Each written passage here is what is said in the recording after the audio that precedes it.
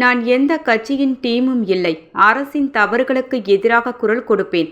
நிதியுதவி வழங்கி Joe Charles Martin பேட்டி. அரசின் தவறுகளுக்கு எதிராக குரல் கொடுப்பேன் என ஜோ சார்லஸ் மார்டின் கூறினார்.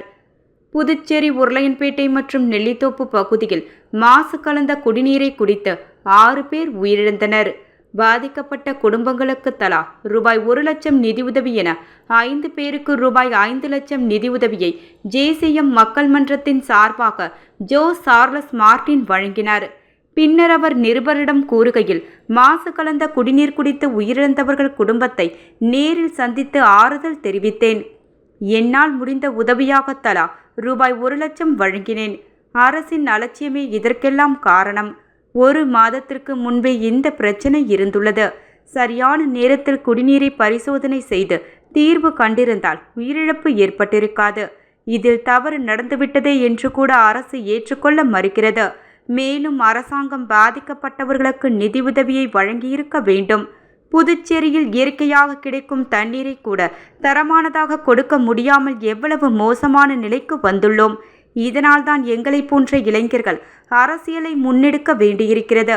மக்களின் பிரச்சினைக்கு நிச்சயம் குரல் கொடுப்பேன். அரசு மக்களுக்கு வேண்டியதை செய்து கொடுத்தால் நான் எதிர்த்து பேச ஒன்றுமில்லை. செய்யாததால் தான் குற்றங்கள் குரல் கொடுக்க வேண்டியிருக்கிறது. எனக்கு ஆதரவாக உள்ள பாஜக அமைச்சர் எம்எல்ஏக்களை கட்சி தலைமை மிரட்டினால் அதற்கு அவர்கள்தான் நடவடிக்கை எடுக்க முடியும். நான் ஒன்றும் சொல்வதற்கில்லை. தவறு எங்கு நடந்தாலும் சுட்டிக்காட்டி கடமைப்பட்டுள்ளேன். புதுச்சேரிக்கு சேவை செய்ய வரவில்லை, தொழில் செய்யவே வந்துள்ளேன் என்று கூறுவதெல்லாம் வதந்தி. அரசியலுக்கு வந்துதான் சம்பாதிக்க வேண்டுமென்ற அவசியமில்லை. நான் சும்மாவே இருந்தாலும் போதும். தலைமுறைக்கு உட்கார்ந்து கூட சாப்பிடலாம். எதிர்கொள்ளவும் நான் தயாராகிவிட்டேன்.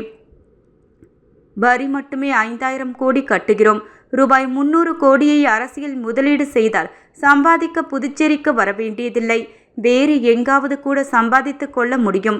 புதுச்சேரி சிங்கப்பூர் ஆக்க வேண்டிய அனைத்து தகுதிகளும் இருக்கிறது.